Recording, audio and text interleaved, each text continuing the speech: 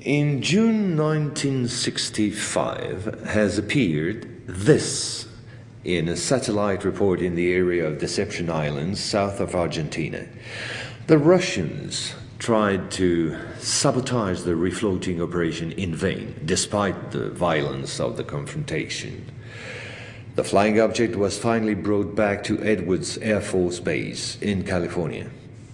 And 10 years later, the first anti-gravitational drone using magneto-hydrodynamic propulsion, or MHD, made its debut test flight in the desert around Edwards Air Force Base, where a number of prototypes came into being.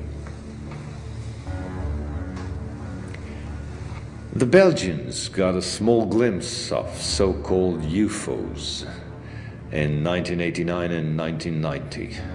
The incriminating model was a triangular-shaped Astra TR-3B or XR-7, capable of flying in total silence at more than Mach 10. Now I would like to speak to you about another concrete application of such technology, the B-2 bomber, whose development started in 1982.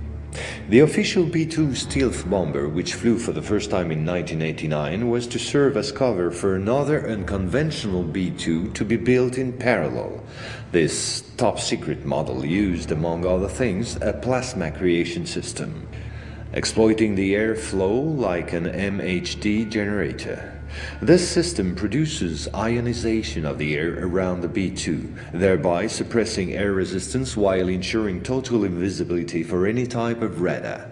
This nuclear bomber has flown for 15 years now at more than Mach 10. It can fly around the Earth in just a few hours without being seen.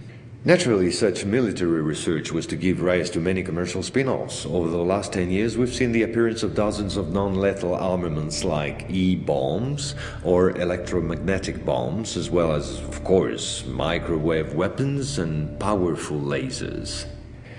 The U.S. Department of Defense, through the multinational Raytheon, decided to invest a gigantic amount of money in an experimental program called HAARP, or High Frequency Activate Auroral Research Program. And it was quite a program. Officially, the base in Alaska studies the ionosphere. In truth, the real possibilities of the installation are enormous. Climate manipulations,